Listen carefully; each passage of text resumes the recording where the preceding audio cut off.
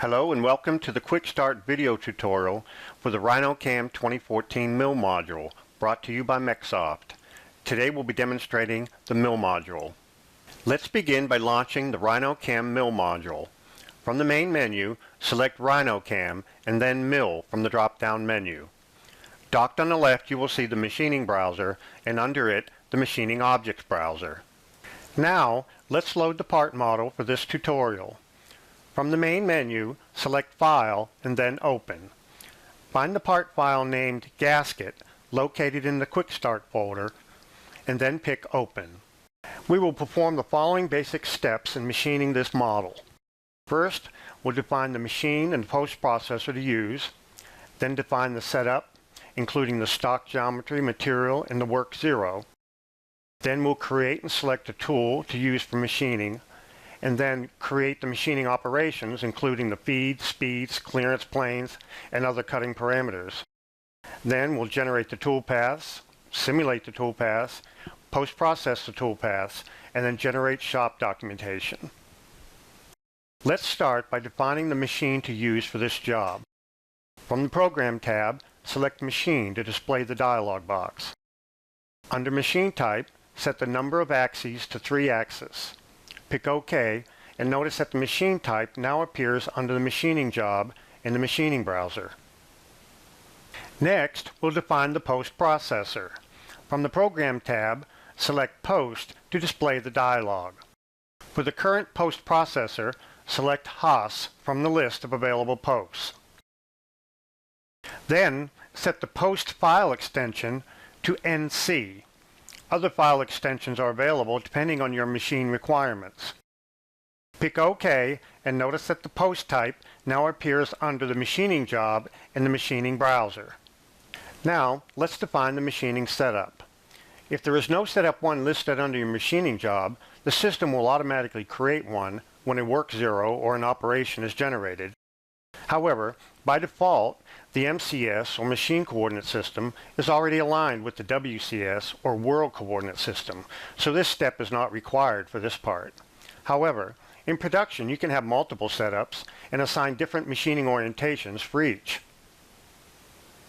In this step, we'll define the raw stock from which to cut the part. From the Program tab, select Stock and then select Box Stock from the menu to display the dialog. Under Dimensions, set the length L to 10.0, width W to 6.0, and height H to 0.125.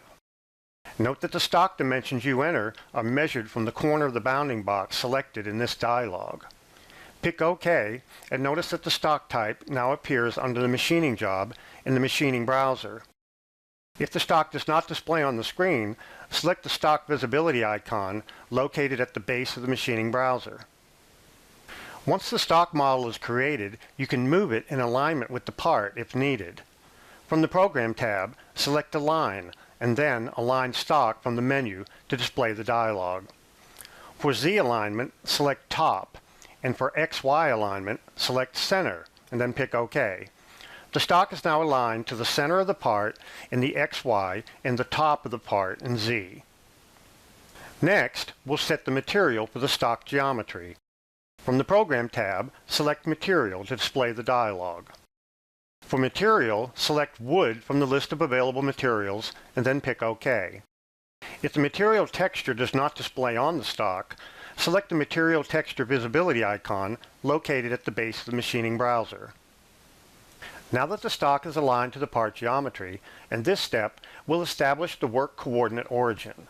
This location defines the 0 point from which all toolpath points are interpreted by the controller. From the Program tab, select the line, and then Set World CS. Then select Set to Stock Box.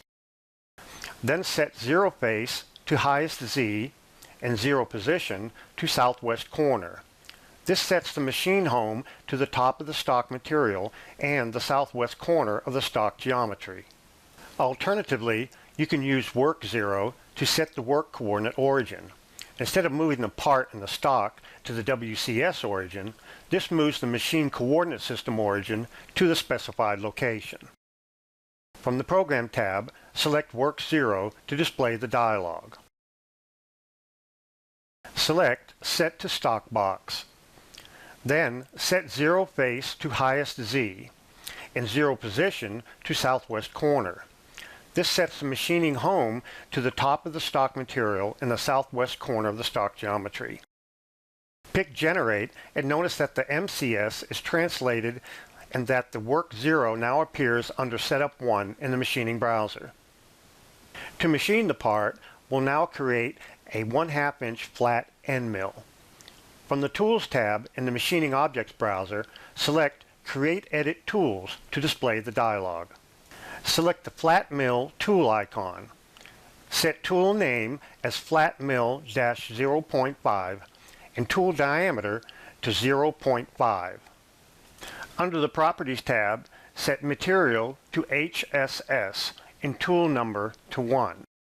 Now switch to the Feeds and Speeds tab and pick Load from File to display the dialog box. From here, we set the stock material to wood and tool material to HSS. Pick OK, and the computed cut feed rate and spindle speed are transferred to the Feeds and Speeds tab of the tool dialog. Now pick Save as New Tool. The tool is created and listed under the Tools in Session on the left. Pick OK to close the dialog. Notice that the new tool also listed under the Tools tab of the Machining Objects browser. Now we're ready to create our first profiling operation. From the Program tab, select 2-axis and then Profiling from the menu of 2-axis operations.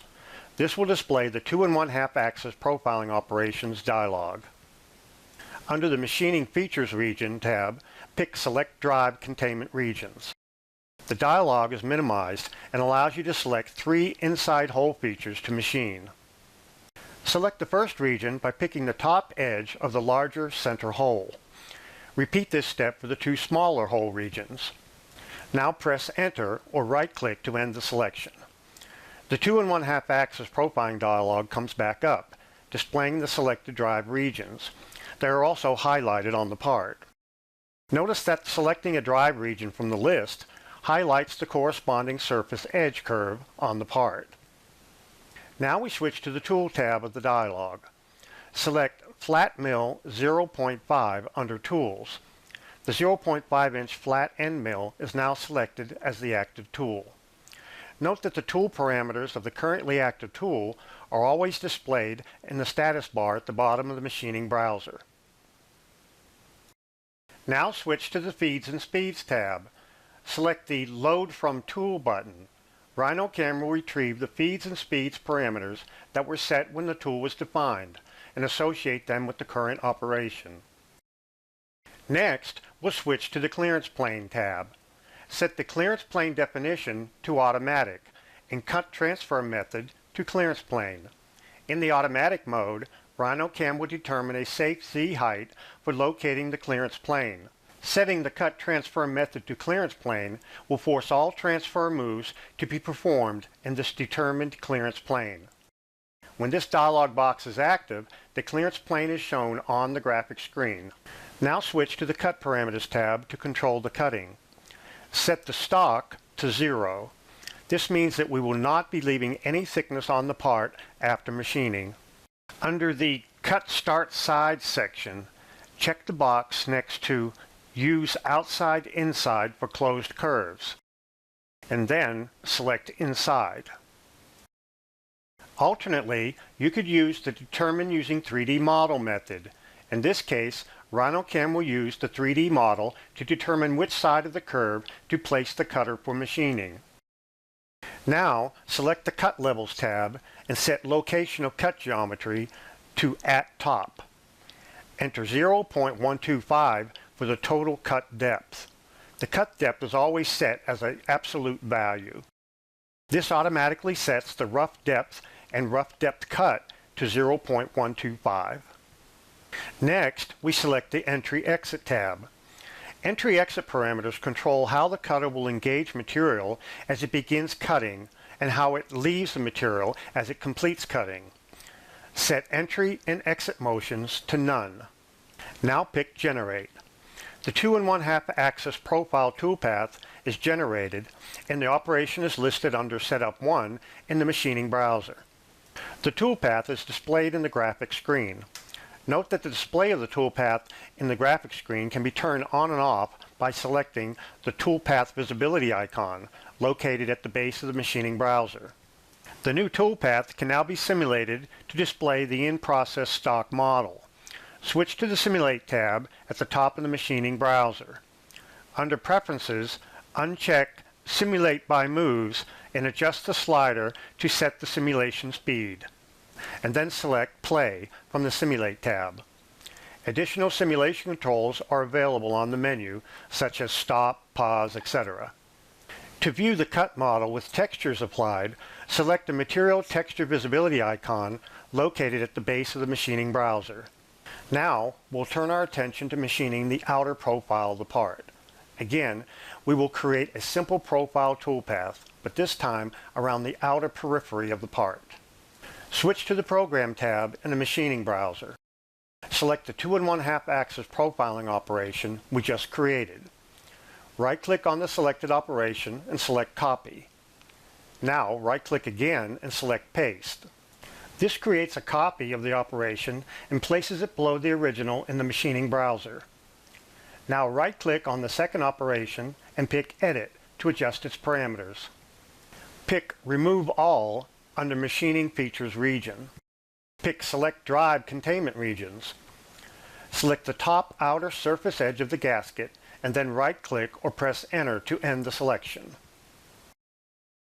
Switch to the Cut Parameters tab and change the Cut Start Side to Outside. We'll accept all of the remaining parameters and pick Generate.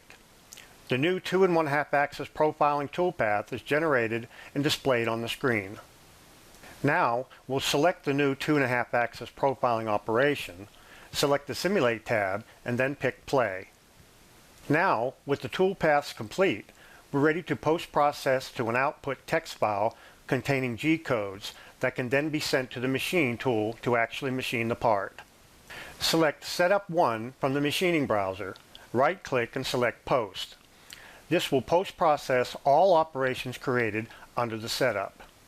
Also by default, the posted G-code file is saved to the folder where the part file is located.